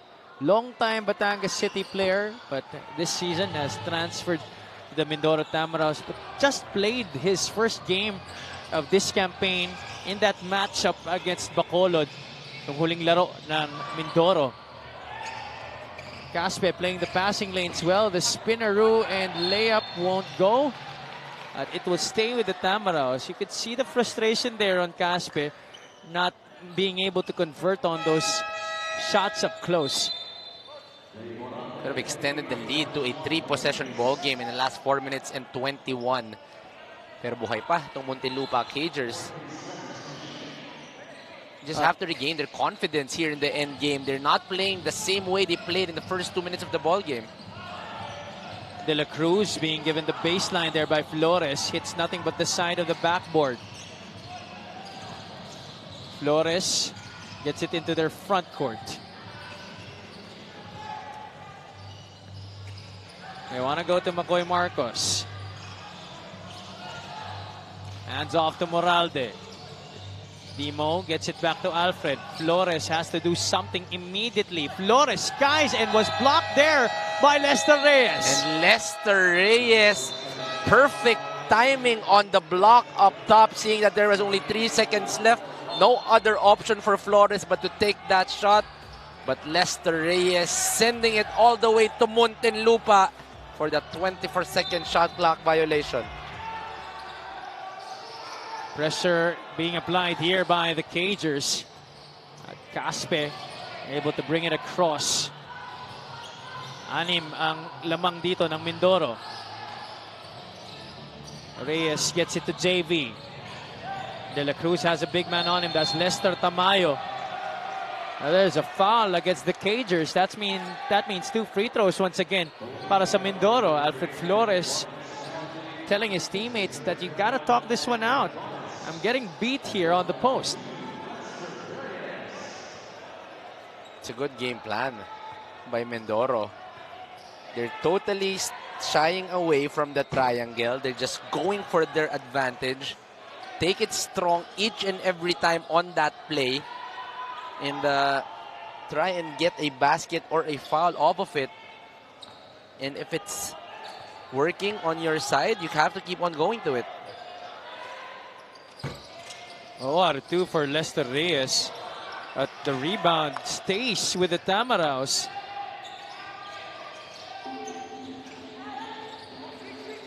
Caspe goes to the middle. JV De La Cruz from way downtown. Caspe couldn't save it para sa Mindoro. It's going to be Muntinlupa basketball with 3 minutes and 14 to go in this one. Very crucial possession para dito sa Muntinlupa. They have to be able to get a basket here to be able to regain their confidence and also cut the lead to a 2-possession ball game. Moralde gets it, puts it up, just short on the hook shot. He's going to take 2 shots here. One guy needed to regain his composure here in the end game is Dave Moralde. He played a terrific first to third quarter, was able to get attacks, was able to find his teammates, but relatively cold here in the fourth quarter is Dave Moralde. Moralde able to take care of business on the first, makes it a 5-point deficit for Muntinlupa to get to cut here in this game.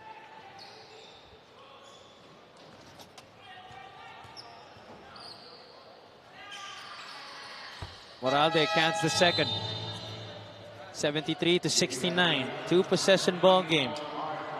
Kit Ariar will come back in here para kay Art Aquino. Aquino has seen spot minutes in this game. Less than what he's usually accustomed to. Oh, Mecca travels there. Perfect timing galing dito kay McCoy Marcos, giving Brian Mecca a taste of his own medicine. Brian Mecca already with 4 steals in the ball game. There is really an art and timing into pressuring in the backcourt, especially on that sideline. It's very, very hard to master it, but usually it starts with a system and eventually hahanapin mo na lang yung timing eventually. Cagers are still very much in this one. Oh, Alfred Flores, the beneficiary of that great find by McCoy Marcos. Good slip by Alfred Flores. He saw that there was no guy behind him. Faking a screen, slipping through that middle. And Alfred Flores getting that 2, cutting the lead to 2 here with still a lot of minutes to be played. Flores with 10 points in this game. That's a much-needed basket for the Muntinlupa Cagers. Marami pang oras na natitira dito. 2 minutes and 40 to go in the game.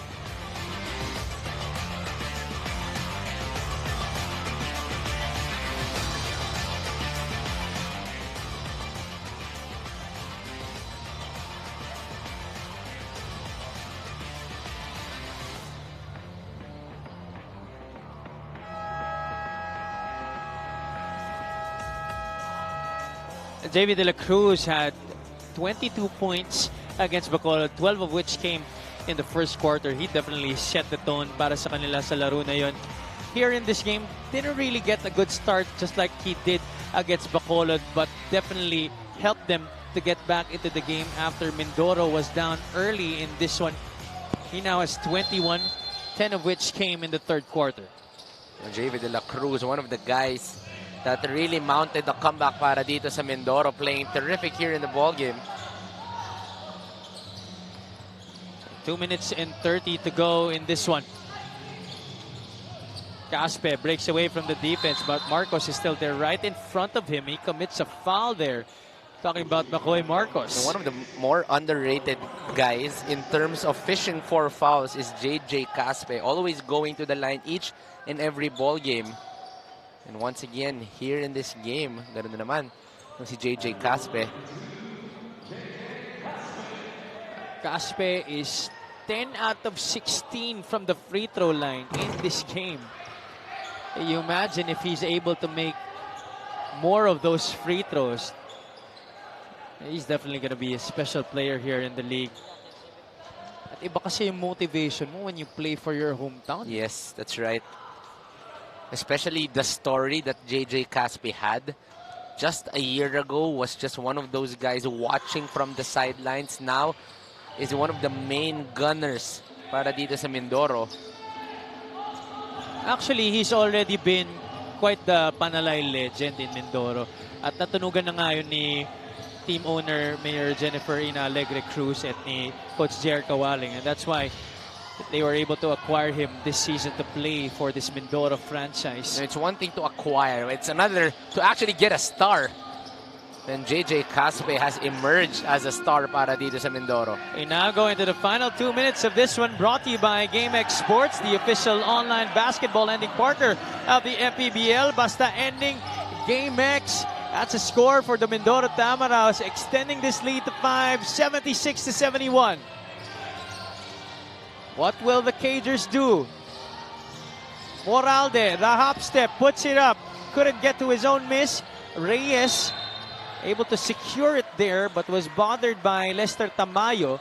Last touch there against Muntinlupa. I don't know what Coach JR said, but these guys are alive defensively the entire second half. A high-scoring first half para sa Muntinlupa. And the second half, total opposite para dito sa Muntinlupa. They have only scored a total of 25 points in the second half. The first quarter alone, Muntinlupa was already able to score 33.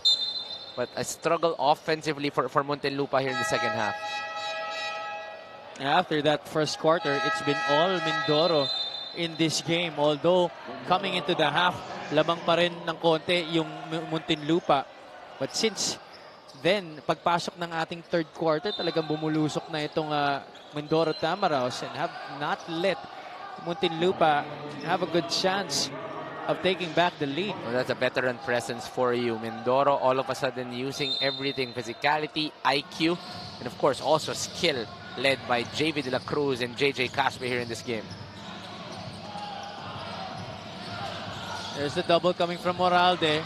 The steal by Flores. Can Muntinlupa complete this? Cuevas all alone, able to finish on the other side. That's a good start para dito sa Muntinlupa. Doubling on the blind side, forcing a bad pass. This is only a single possession ball game para dito sa Mindoro. Oh, dangerous pass there. Caught by Kit Ariar. Could have been a good steal for the Cagers. Also, almost a travel para dito kay Kit. Caspe waiting for the offense to develop here for the Tamaraws.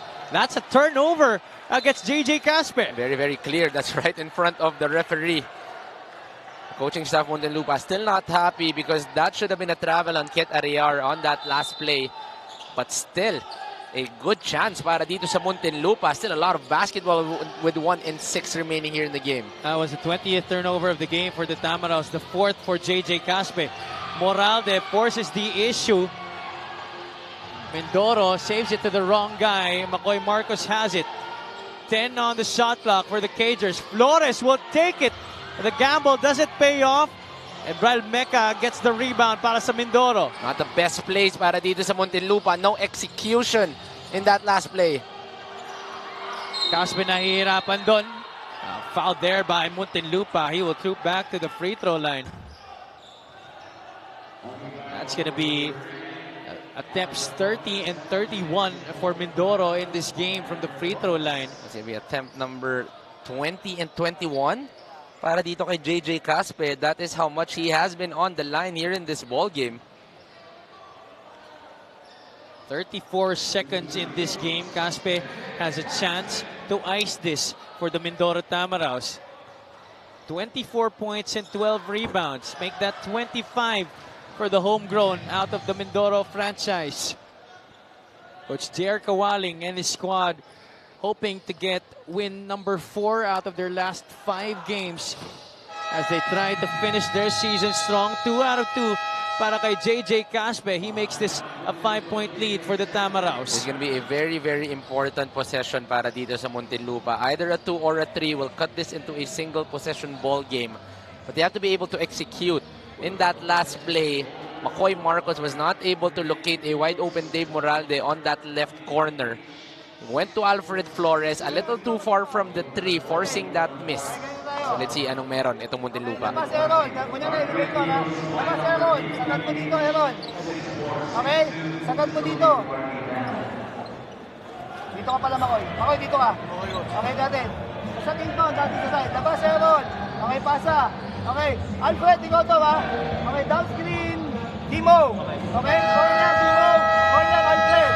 Okay, flash. Makoy, pasa. Handoff, Cuevas. Cuevas. Dadaan ako si Aaron. Isi-screen na ka ni Aaron. Okay, screen na ka ni Aaron tuloy. Pag meron pasa dito, Makoy, bigay. Okay, pag may fake handoff, bikunin mo. Okay, pag pasa dito, mag-lift na baka meron tayo dito. Okay. Okay tayo? Go, tira tayo dyan. Lapit ka sa... I just love how firm Coach Mixon is with his play. He knows what he's doing. You just gotta give credit to the head coach and Coach Mixon. What did you make of that huddle, Juanito? You know, he just knows the play. He's been running this for a long time, so let's see if it's gonna end in success here in this possession. They want to go to Makoy Marcos, and they did. Marcos sees Cuevas cutting through the middle. Jasper was fouled there. You gotta give credit to the players. Sinunod talaga nila until the last option just would not get into the ring. But Jasper Cuevas will be getting a foul here. That's going to be a foul against JJ Caspe. There will be a challenge. That's right. Coach Jer Kawaling does still have one more challenge after his first challenge was successful earlier. The yellow light in front of Richard Tampos is on once again. Both coaches have used the full extent of their challenges in this game. We'll take a short break.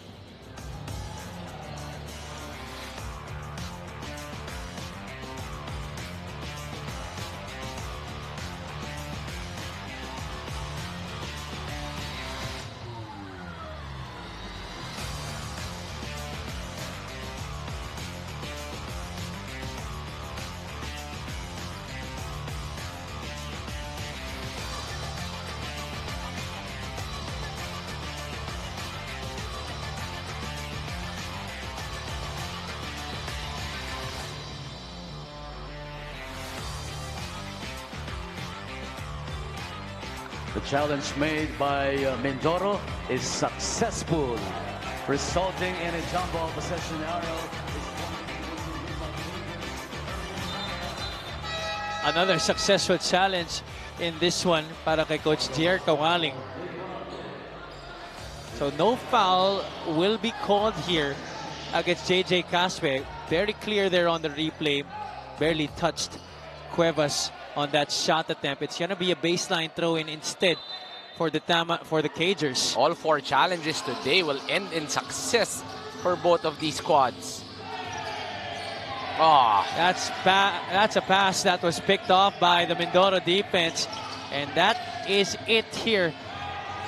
Muntinlupa will not anymore elect to foul here. Mindoro will just dribble away the clock. That's a late foul for the Cagers. Coach Mixon not happy with the pass coming from Alfred Flores. You know, that's just part of the continuing process here to learn for these youngsters of the Muntinlupa Cagers. That's right. As they say, growing pains para dito sa Muntinlupa. They are challenging veterans here in Mindoro. Guys who have been around in Philippine basketball. So this is going to be a good experience para dito sa Muntinlupa because they were well in control of the ball game. But their youth will prevail and Mindoro's experience will win the ball game for them.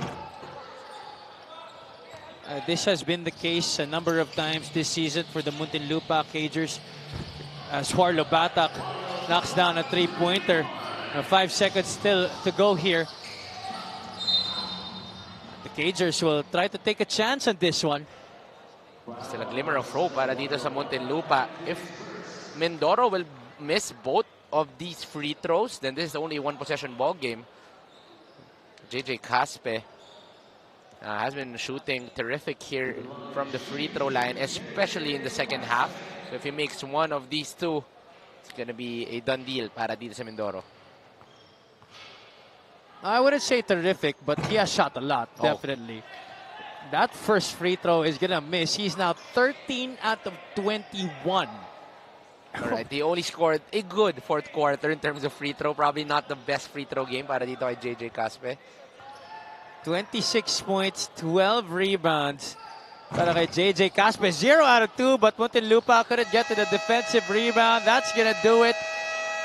Once again, the Cagers fall into another defeat. Their 5th straight here against the Mindoro Tamarals after also losing in their last game against the Negros Muscovados. Once again, another close defeat para sa kanila. That's right. It's gonna hurt para dito sa Muntinlupa. They already were leading by as much as 14 points in the first quarter.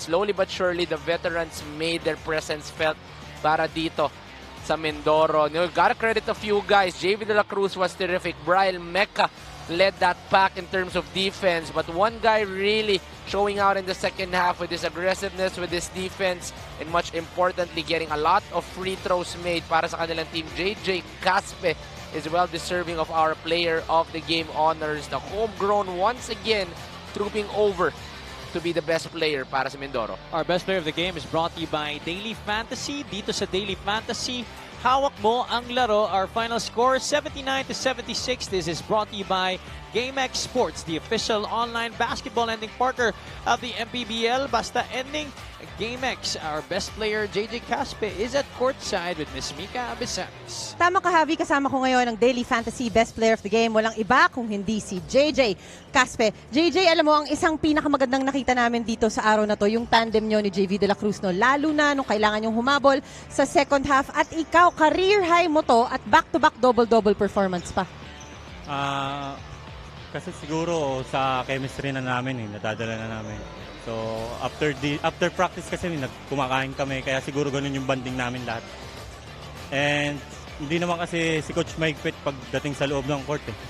Kung ano lang yung sinabi niya ang gawin namin, yun lang talaga ginagawa namin. Napag-usapan mo si Coach, bukod sa napakagandang very obvious adjustment niya sa defense nung second half, ang isa pang very obvious ay yung progress talaga ng career mo. Anong gusto mo naman sabihin sa mentor mong si Kuya Rudy Linganay?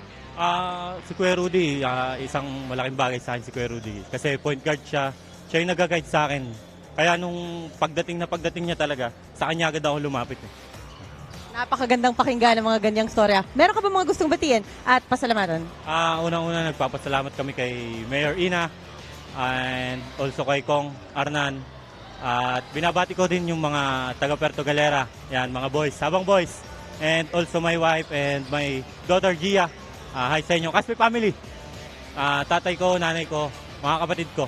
And also sa mga taong sumusuporta sa amin, sana huwag kayo magsawang sumuporta sa amin. Kahit alam namin wala na kaming pag-asa sa playoffs, pero at least nandyan pa rin kayo para sa amin. Napakagandang mga salita niyan galing sa iyo. Our Daily Fantasy Best Player of this game is JJ Caspe sa Daily Fantasy. Hawak mo ang laro. Javi and Juanito. Maraming salamat, Mika. Congratulations again to JJ Caspe for notching a career high 26 points and getting their win here. Their 9th win of the season against 16 losses. Up next, we have the Iloilo United Royals trying to fight for their playoff lives here against the Pangasinan Heat Waves. For my partner, Coach Juanito Gregorio, and our courtside reporter, Ms. Mika Abisamis, this has been Javi Palanya. Please do still join us here at the Maharlika Pilipinas Basketball League, ang liga ng bawat Pilipino.